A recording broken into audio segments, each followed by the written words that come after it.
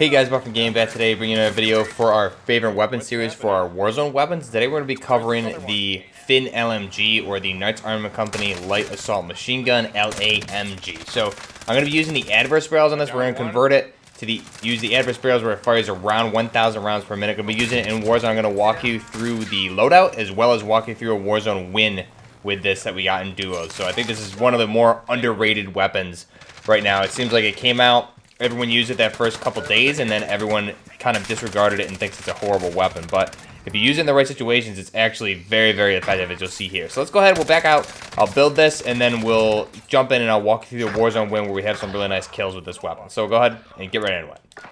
Back out to see the final design here for the Knight Armament Company LAMG, or the Light Assault Machine Gun. So this is based off of the Stoner design. Basically, think of it as the evolved version of the Stoner. It's still, I believe, all the predecessors, the first predecessor was the Stoner 63, as we see in Cold War, which will now be introduced into Warzone later this week. But first off, let's go ahead and we'll strip down this weapon to base.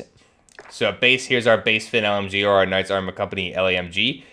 Let's go ahead and we'll throw the muzzle on this. We're going to go with the monolithic suppressor. This is going to assist with the sound suppression as well as the damage at range. Now, obviously, the sound suppressor here is going to keep us off the minimap in Warzone, which is key.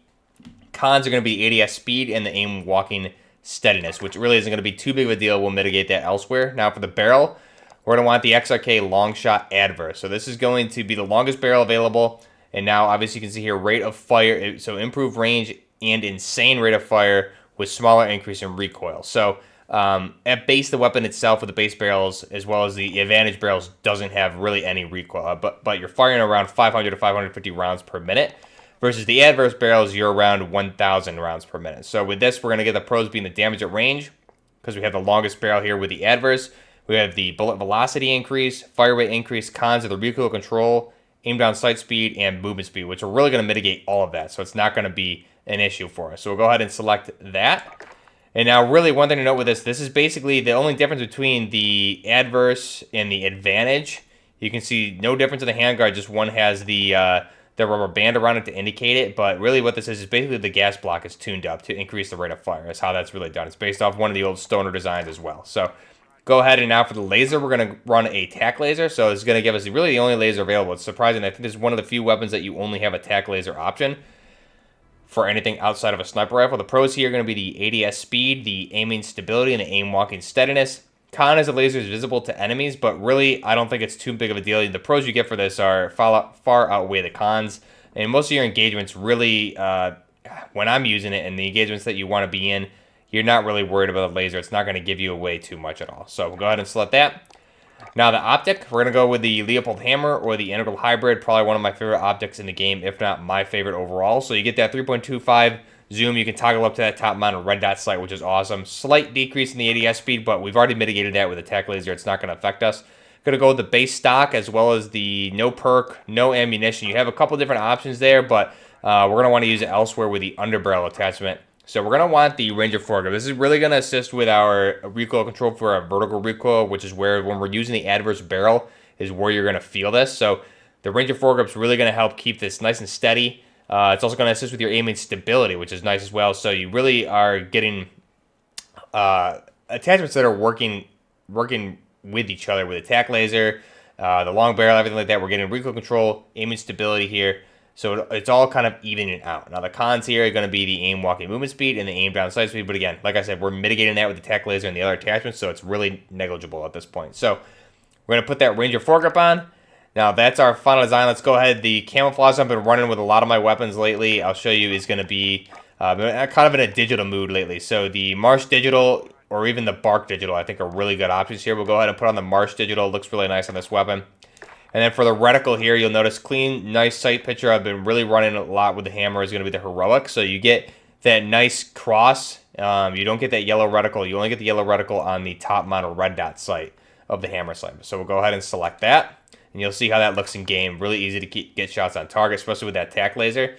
And that's our final design for the Knight Armament Company Light Assault Machine Gun with that gas block tuned up for that 900 to 1,000 rounds per minute fire rate on this weapon. We're running with the base 75 round belt there. You also have some other options, but the base 75 I think is more than enough to take out 3 people. I would say at least with this is what I've been able to do if you're good with your shots. Now, for my other classes, you'll see some good gameplay here. The RETICLE, if you guys are checking out the streams and some of the other videos, this is kind of my go-to sniper rifle right now. I'm kind of addicted to this. I'll do a separate video on this, but these are the attachments I'm running. Really good recoil control, able to get shots on target. You'll see some really nice shots in the video. We're running EOD, overkill obviously, amped, and then we're running Semtex and a heartbeat. So let's go ahead now, and I will walk you guys through a Warzone win using the FN LMG or the Knight Armament Company Light Assault Machine Gun. So here we go, getting right into it here. We landed at police, one of our good drops here that we really like to land at. And we're just rotating through here. You can see I popped this UAV, and we see these guys literally right here. So they're right on top of us. So what I'm going to do, we're kind of approaching them from 2 different angles, which is really smart here. We're just going to kind of wait. They've got to come out of the house. They have no idea we're there. They're doing basically the opposite rotation that Moo and I usually do. So we're just basically going to sit here and wait. You can see this guy peeks, and I'm able to get him. Moo's gonna be able to get shots, I think, on the other guy here in a second when he peeks eventually. And you see, we're just gonna play this tactically. We have the hill cover in front of us, so it's really good to help us out, and we don't need to push too heavily. I popped that snapshot grenade, saw he went to the house, and I'm gonna push him and get the kill there. So, unfortunately for them, we just caught them in an odd spot. Fast forward a little bit, we continue with our rotation and got our loadouts here. And the train goes by, and usually whenever the train goes by, you want to look, because there's almost always people still on the train getting loot or ammo.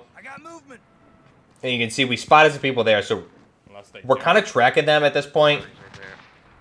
Moo's able to get some shots on them. They're hiding behind those boxes, which is smart on their part. And you can see this guy's gonna put some shots on me and move, and then his buddy must have fallen off here. So Moo hit him. And already hurt him, broke his armor enough, and I'm able to down him. And I did get that kill. We rotated up and looted them. Now, fast forward, you can see there's a king I'm spying down by airport, and I have a feeling he's going to zip up to airport roof. So I'm talking with Moo, let him know that like this guy's going to be on the roof, and you can see him right there on my blue mark. So I know exactly where he's going. So I'm going to get ready for this shot. I'm calling out to Moo. He's going to zip up this line. And I'm able to mount on the lower part of the bridge there and just nail that headshot the second he got up there. So really good shot there. I forgot the range there. Pretty good range. Really unfortunate for that guy. That's insane to get shot from all the way out there. So I was really happy with that shot. That was pretty crazy. Now, fast forward a little bit. We've been in some engagements. We're rotating. Moose spots a car coming through. So I'm going to get some shots on these guys. They go down the hill smartly. They're out of my line of sight now. So I'm talking with Moo. I'm going to keep rotating. Moo can still see them at this point, so he's still getting shots on target. And right there, he just hit a collateral on both of them in the car. So they must have been, couldn't see where the car was, but what he said is they turned like right, and he was able to just hit them with a collateral passenger to driver's seat. It was insane. So fast forward again, we're chasing this king, and you can see right here the RETICLE in action. I'm able to hit all 4 shots here, 2 to down and 2 to clean them up there.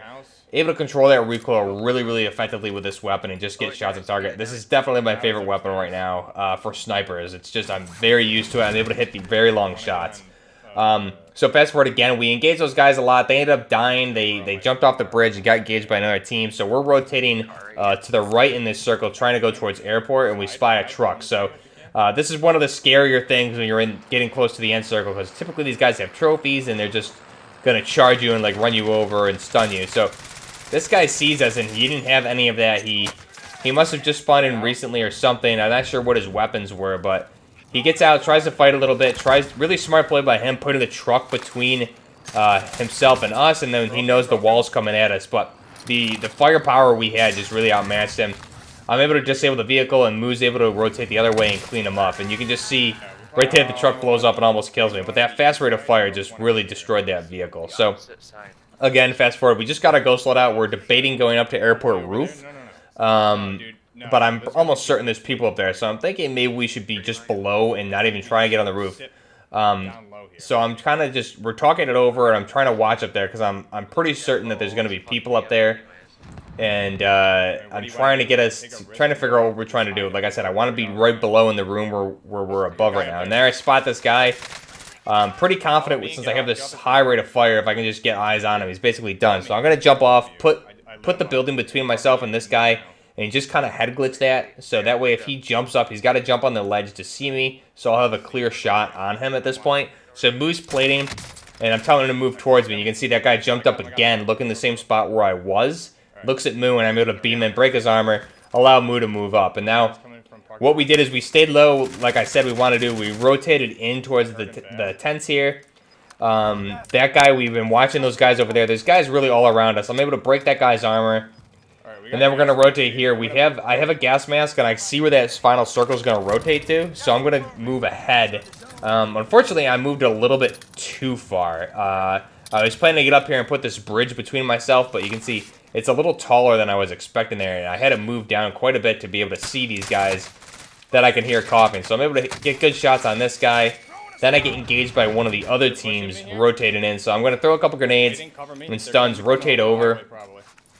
These other guys are stuck on the wall, so I can hear them coughing, and I believe they end up dying. They died right there. So it's 2v1, and the other guy rotated right towards Moo, and he's able to get the cleanup right there and finish that guy. So really good gameplay. Like I said, I've been using this a little bit here and there. I played with it probably for about a week straight, really getting used to it and playing with it. And once you understand how to use it, it's very, very good, very effective, even in close quarter situations, just because of that high rate of fire.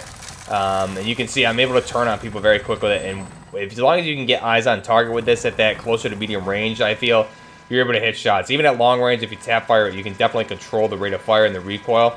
But a really good weapon.